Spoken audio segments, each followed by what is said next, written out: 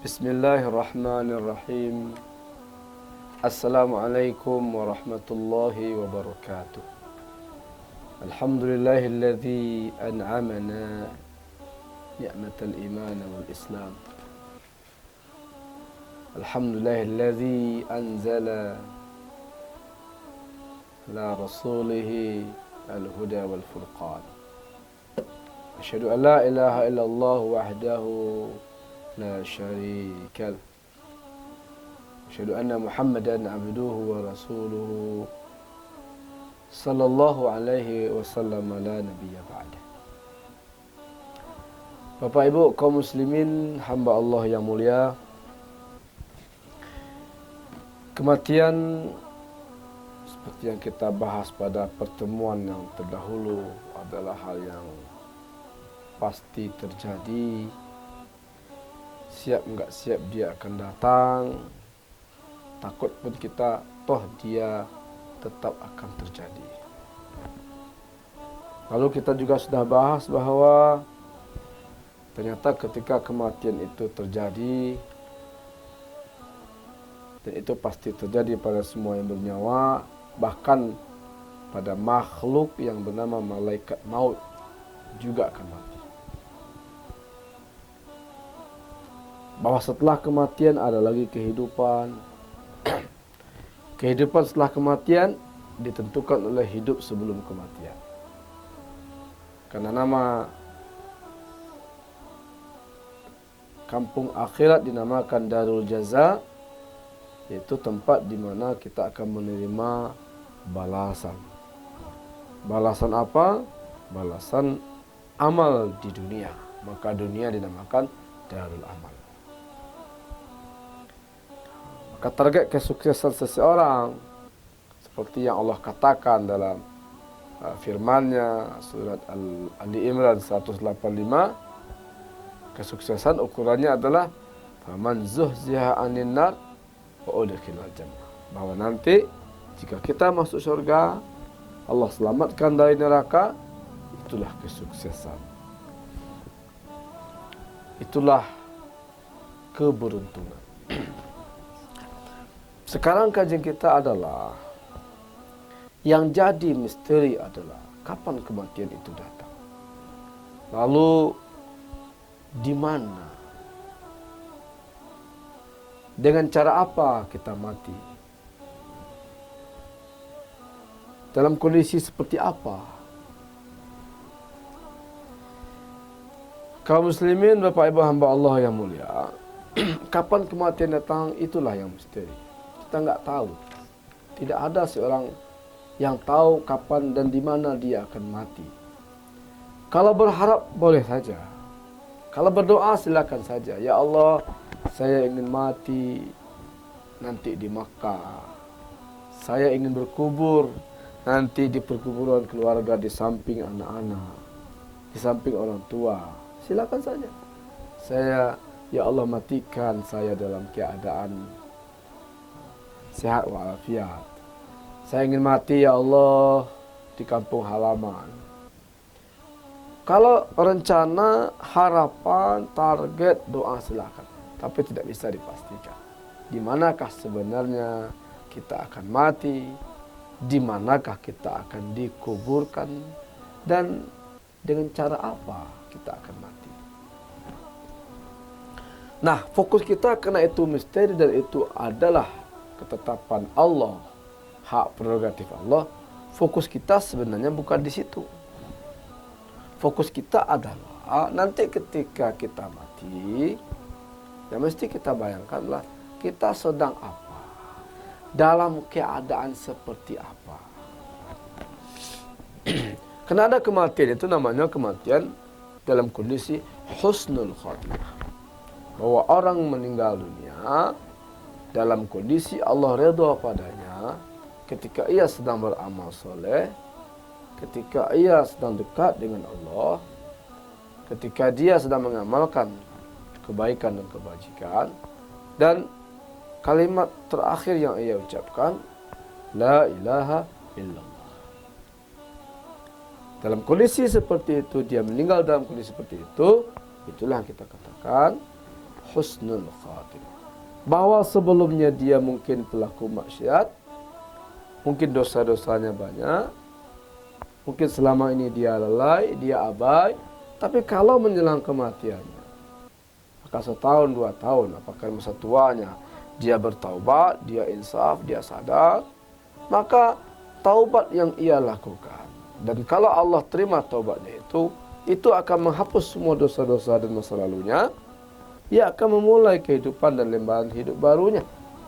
Ternyata sisa hidupnya enggak lama, tapi sisa yang enggak lama itu dia gunakan untuk beramal soleh, menjaga salatnya, menjaga kewajiban dan ketaatan pada Allah, membantu si A, si B, dan si C, berzikir dan seterusnya, lalu dia meninggal husnul khatimah. Ada orang yang meninggal dalam keadaan su'ul khatimah, meninggal ketika sedang bermaksiat. Na'udzubillah, meninggal ketika Allah sedang murka padanya, sedang jauh dari agama. Dia meninggal sibuk dengan dunia, lupa dengan akhirat. Dia meninggal ketika dia sedang bergelimang dalam dosa. Dia mungkin meninggalkan salat, dia terkesima dengan harta, makanya ia tidak peduli bahwa itu halal atau haram. Dia menzalimi si A, menzalimi si B, kadang dengan kekuasaan yang ada di tangan dia justru menjadi sombong. Di saat-saat seperti itu kematian datang. Nah, matinya dia dalam kondisi bermaksiat, dalam kondisi jauh dari Allah, dalam kondisi Allah memurkainya, dalam kondisi dosa lebih banyak ketimbang pahalanya. Dia belum sempat untuk bertobat dan berbenah. Itulah yang dinamakan meninggal dalam keadaan su'ul khatimah. Nah, fokus kita di sini.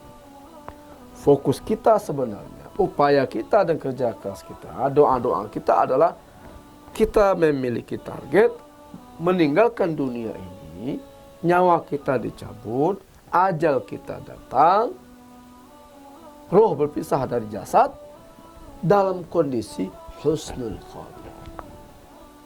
Allahumma khtim alaina bi husnul khatimah. Ya Allah, meninggalkan kami, matikan kami dalam kondisi husnul khatimah. Adapun bagaimana caranya itu memang tidak bisa kita pastikan. Kita usahakan boleh. Sahabat-sahabat Rasulullah SAW beragam cara matinya. Ada yang meninggal di medan perang, ada yang meninggal di tempat tidur, ada yang meninggal dalam kondisi tidak sakit sama sekali. Bahkan ada sahabat mulia, termasuk sahabat yang dijamin masuk surga, Abu Ubaidah bin Al-Jarrah, itu meninggal oleh wabah, penyakit menular. Sebagaimana juga Mu'az bin Jabal. Jadi kalau karena kasus corona ini, oleh wabah yang menakutkan banyak orang ini, ada di antara orang-orang baik Allah takdirkan juga terkena, meninggal dalam kondisi diserang oleh penyakit ini. Kalau dia orang baik, itu tidak pertanda buruk. Insya Allah itu pertanda husnul khatim. Itu pertanda syahid. Meninggal oleh wabah penyakit, kalau dia sabar menerimanya karena Allah, dia meninggal oleh bencana, kalau dia sabar menghadapinya dengan husnuzon pada Allah, dia berpeluang untuk mendapatkan anugerah. Kita katakan bukan kemalangan sebenarnya. Kita katakan anugerah mati syahid. Jadi bukan hal yang memilukan kalau terjadi pada orang yang beriman. Sebaliknya dia meninggal secara zahir baik-baik saja. Nyaris kita lihat tidak ada penderitaan. Kita katakan mungkin dia mati mendadak. hanya satu kali tarikan nafas, tidak ada rasa sakit kelihatannya. Dia tidak juga sakit sebagaimana yang lainnya. Tetapi dia enggak sholat. Dia meninggalnya di tempat tidur. Dia meninggalnya di kasur empuk. Tapi bagi orang yang enggak sholat, orang jauh dari agama, itu bukan pertanda baik. Karena bukan cara meninggalnya yang jadi persoalan, tapi kondisi dia meninggal. Maka fokus kita ini. Nah, lalu mungkin pertanyaannya adalah, lalu apakah kita mesti akan berikhtiar?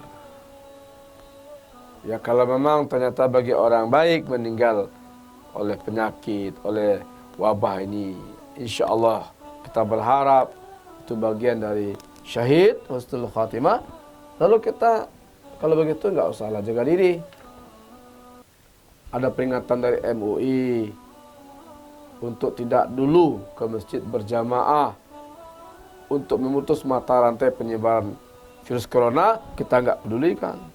Ada himbauan yang berada di daerah merah yang di sana sudah banyak wabah, yang dikhawatirkan penduduk sana sudah banyak terkontaminasi, diharapkan jangan pulang, bersabar tinggal di daerah itu. Kita enggak peduli, belum ajal berbatang mati dengan Allah, masa takut sama corona, saya hanya takut sama Allah. Lalu dia enggak pedulikan. Anjuran untuk pakai masker, dia abaikan. Anjuran untuk jangan dulu bersalaman, dia abaikan. Anjuran untuk jangan dulu berdekatan, dia abaikan. Dengan alasan tadi, bahwa kematian bagi orang baik walaupun oleh penyakit itu adalah syahid. Nah, dan ia ingin mati syahid, maka dia enggak takut sama sekali. Ini juga cara pikir cara pandang yang tidak tepat. Kenapa kita katakan tidak tepat? Karena kalau kita lihat Rasulullah SAW, kalau kita lihat dalam sejarah, beliau dalam perang melawan musuh, membela agama Allah, meninggal di situ adalah syahid insya Allah. Lihat yang beliau lakukan, beliau pakai baju besi, bahkan kadang 2 baju besinya. Sahabat-sahabat dilatih untuk ketangkasan, latih memanah, latih bela diri. Umar bin Khattab pernah akan menuju sebuah daerah di Syam, tapi ketika beliau mendengar di sana ada wabah, penyakit menular, beliau batalkan. Lalu ketika ada yang protes, wahai Umar, engkau takut, engkau gak jadi ke sana, engkau lari dari takdir Allah. Apa kata Umar? Ya, saya kalau masuk ke daerah itu terkena penyakit, dan itu adalah takdir Allah. Kalau saya batalkan, saya terhindar dari penyakit, itu juga takdir Allah. Maka saya memilih takdir yang kedua. Jadi begitu. Jelas ada mara bahaya, kita menghindar. Kalau kita tetap ke sana, kena, itu takdir. Kalau kita menghindar, selamat, itu takdir. Maka kita bisa memilih takdir yang mana. Kita makan, kita kenyang, itu takdir. Kita enggak makan, kita lapar, itu juga takdir. Lalu kita ambil takdir yang mana. Jadi bukan berarti berpercaya kepada bahwa kematian itu bisa datang kapan saja dan di mana saja, dengan cara apa saja, membuat kita tidak menjaga diri, tidak menjaga kebersihan, tidak menjaga kesehatan, tidak menjaga makanan, tidak peduli dengan himbauan-himbauan. Bukan itu yang dimaksud. Bahwa ikhtiar manusiawi itu adalah sunnatullah pada hamba-hamba yang beriman. Itu adalah sunnah dari Rasulullah SAW dalam mengisi kehidupan. Bahkan sahabat yang memakai onta, kata Rasulullah, ikatkan ontamu, baru bertawakal pada Allah. Tidak boleh dengan alasan tawakal, tidak usah diikat. Kalau takdirnya onta enggak lari juga. Kalau dia lari, diikat, lari juga. Betul, takdir itu kita serahkan pada Allah Subhanahu wa taala. Tapi bukankah kita diperintahkan untuk berikhtiar? Maka bagian dari ikhtiar kita adalah menjaga makanan, menjaga minuman, menjaga kesehatan, berobat kalau perlu, berdoa kalau di saat-saat tertentu, memperbanyak doa dan kepada Allah. Setelah semua ikhtiar manusiawi itu kita lakukan, maka kapan pun datangnya kematian, dengan cara apapun ia datang, dimanapun ia hadir, kita terima dengan husnuzon pada Allah, bahwa Allah mungkin sedang memberi kesempatan pada orang itu peluang untuk mati syahid. Kaum muslimin, hamba Allah yang mulia, di kondisi corona yang seperti ini, jaga diri, jaga kesehatan, jaga pergaulan, dengarkan himbauan ulama, dengarkan himbauan pemerintah kita. Setelah semua itu kita lakukan, maka serahkanlah pada Allah Subhanahu wa taala. Bagi yang selamat, alhamdulillah, berarti Allah memberi dia peluang hidup lebih lama untuk beramal lebih banyak. Bagi yang terkena dan innalillah, mudah-mudahan Allah sedang memberinya karunia mati syahid. Hadanallahu wa iyyakum ajma'in. Assalamualaikum warahmatullahi wabarakatuh.